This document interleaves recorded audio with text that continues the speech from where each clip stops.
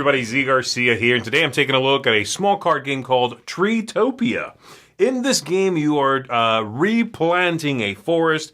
You're going to be taking cards that represent different trees, and they have different categories or requirements at the bottom. If you satisfy that, then you can plant that tree and score a few victory points. The victory points are printed on the card, but also you'll get bonuses for adjacencies and groups. Let me go ahead and show you what it looks like. We'll come on back.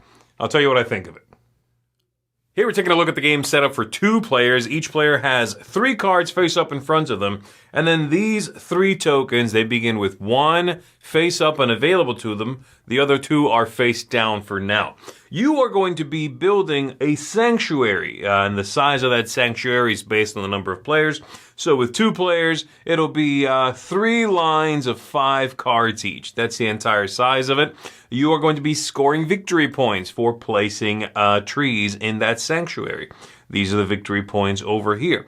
And so on your turn, and we're going to start with, let's say this player right here, you are going to do one of 2 things. You are either going to skip your turn and turn on one of these tiles that is face down, or take a tree, add it to your lineup in front of you here, bringing you to 4 trees, and then either planting one if you qualify for it to be planted, or discarding one into this lineup out here. When you take one, you may also take the face down one, and on the back it gives you a hint as to the type of tree that's on the front. During your turn, you can use the power of 1 or more of your tokens here, your enchantment tokens, and we'll come back to what those 3 do in a little bit. So let's take a look at some trees. Let's take a look at this one, for example. There's a few pieces of information on the tree here. You've got a background, which is also this symbol right here. There are a number of suns and a number of water symbols there, a number of victory points at the top, and then at the bottom there's a little formula, which is what you need to satisfy in order to plant this tree. Okay? So this one requires 2 of this kind, 2 of this kind. Let's take a look at another one. This one over here has 1 sun, 1 water, 3 victory points. It's this type of card with that type of tree. And it says, it has the formula here showing you that tree / ice, or, a sort of cold background. So, if all of the trees I have in front of me, all 4 after taking one, satisfy one of these things, then I can plant this tree. This one over here says if I have 1 cold and 1 in this type and 1 in that fiery type and 1 in that sort of black biohazard type, then I can plant that tree. So that's the idea. I'm going to be taking trees, trying to get one of these formulas to go off so I can plant that thing, and then I'll score victory points, and we'll get to that one as well, okay? So this player is going to take a look at what they're working on here, and maybe they'll take this tree, they'll add that to their lineup, they'll check and see that they don't qualify for any of that stuff yet, and then they're going to give one up. They're going to give up this one. Throw that back in, they're back down to 3, that's their turn. And again, I'll remind you they could have used these enchantment tokens if they wanted to. We go to the other player. The other player again has the option to pass and turn one of these on, or take a tree and do the same thing. So they're going to take a look up here, and perhaps they'll take, let's say they're going to take this tree right here. They'll take that one. And we're going to check their lineup here a little bit more closely, right? This one requires 4 of that environment. This one requires 4 cards that have 2 suns. This one here, the total of the cards in victory points has to be 13. They're too high right now. And this one you already saw up there. So maybe I won't take that one. Maybe I'll take this one so that I can start working towards this. 4 cards that all have 2 suns. There's one, there's one, there's one. Okay, I'm on my way. I give that one up. And I am done. And it's the next player's turn. Eventually, I'm going to get a card here that is going to be 2 suns. And I'll just pretend. This lineup can have as many as you want, by the way. And of course, now that I need one, I'm never going to find one. But let's say it looks something like that. I draw that card. I now have 4 that satisfy this condition right here. And so I would plant that tree. Instead of discarding, I plant instead. The first one just goes anywhere. After that, you plant adjacent, orthogonally adjacent to something that's already in the middle. And if you plant next to a tree of a type already there, you're going to get a victory point for the group, okay, per tree that's already there in that group. So the second tree in a group gets you 1 victory point. The third tree in that group gets you 2 victory points. And then the fourth gets you 3 victory points. That's the most you can get from a group. It does not keep ballooning after that. So you can get 3 points by planting one more of this kind next to this thing. There's also one more thing you're going to get bonus points for, and that is this symbiotic relationship. This is a random card that gets placed there at the beginning of the game, and it says that every time you plant one of these next to those, or vice versa, you're going to get 1 victory point. And so if this was already here, and this was there, and I plant this tree, I'm going to get 1 victory point for being part of this group, getting 1 point for the previous, and I get 1 point for being next to that because of that symbiotic relationship there. And again, this is going to have a specified size based on the player count in the game. At this point, the only thing I haven't taught you then is what these special tokens do. So let's talk about that. The eyeball over here is going to let you draw 3 face-down cards instead of 1. Choose one of those, place it next to your other 3, and then discard the other 2 drawn.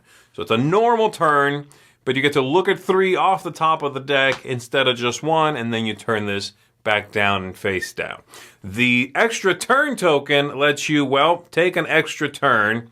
By giving this up, you get to go again immediately. And then we've got the whirlwind token. You can use this at the beginning of your turn to discard 1, 2, or 3 of your tree cards in front of you and replace them with new cards from the face-down draw pile. Gets you out of a jam. If you just cannot make anything work, nothing's lining up for you, then whirlwind, throw as much as you want away and replace it from the top of the deck.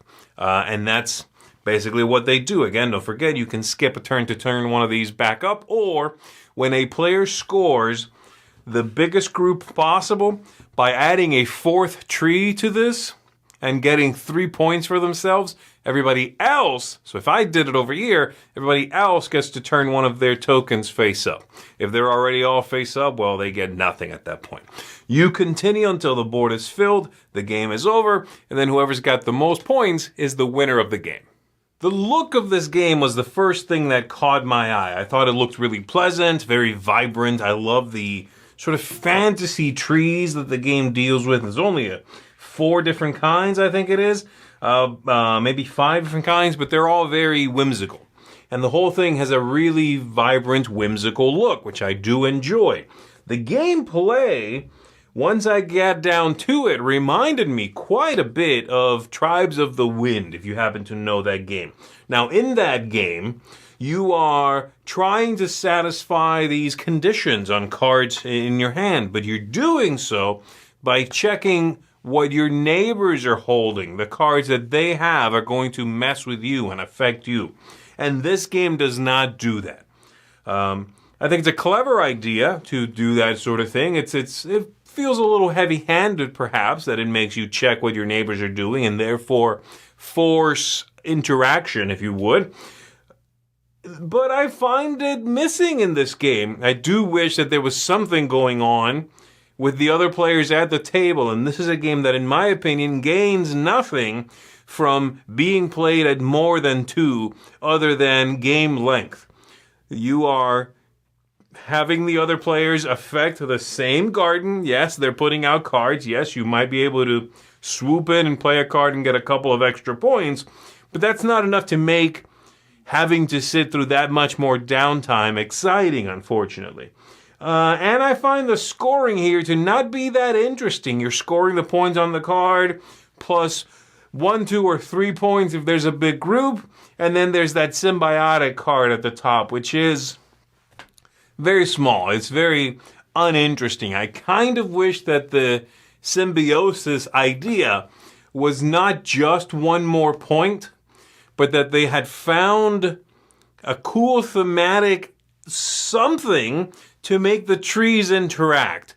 And so when you put this kind of tree next to this kind of tree, something happens. The two organisms interact in an interesting way, and you get to flush your hand. Cool. And then they would have given those trees a little more personality. They could have done away with the 3 little bonus tokens and the way that they work. I don't want to skip a turn to take one of those and turn it on so that I might, use it later.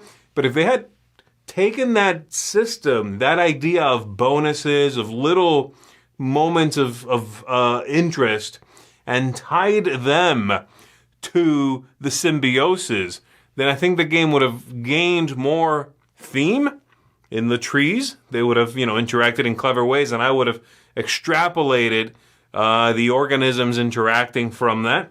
And it would have removed that feeling of, well, I'm skipping a turn because everything sucks right now and I should prepare for the future. So I'll do that. As it is, I enjoyed the gameplay and I love the puzzly nature of making these 4 cards work for me. If I can get the sort of satisfying the conditions is by far my favorite part of this game. I love that. I love looking at what I've got and seeing what can I make work here of the face-up ones in the middle and that the way they ebb and flow. You always have to have at least 2 face-up. So if it's down to below 2, you flip. But sometimes you get quite a few face-up cards in the middle. And managing to make that cascade and work for you is really, really fun. But there's no interaction, and like I said, the scoring's a little ho-hum. I don't dislike the game. Well, I'll put it this way. I don't dislike it with 2 players, maybe even with 3. I think with 4 is sort of, there's nothing happening at 4 that isn't happening at 2 and 3. But it is one that I enjoy while I'm playing. I'm having a nice time by myself, but then it quickly flutters out of my mind, and I wish I can see the potential for a little more interest. So for me, I'm coming down at a 6 on this one. It's one that I would say if you love Tribes of the Wind and you kind of want the smaller sibling of that game, this kind of feels like that game. They're really unrelated, but they kind of feel similar. But if you want a little more interaction, if you want a game that plays well with higher player counts, or if you, like me, found the scoring to be a little ho-hum, then this is maybe not the one for you. So there you go, 6 out of 10. That is Treetopia. And that's it for me, everybody. Thank you very much for tuning in and watching this one. My name is Z Garcia, and I'll see you on the next one.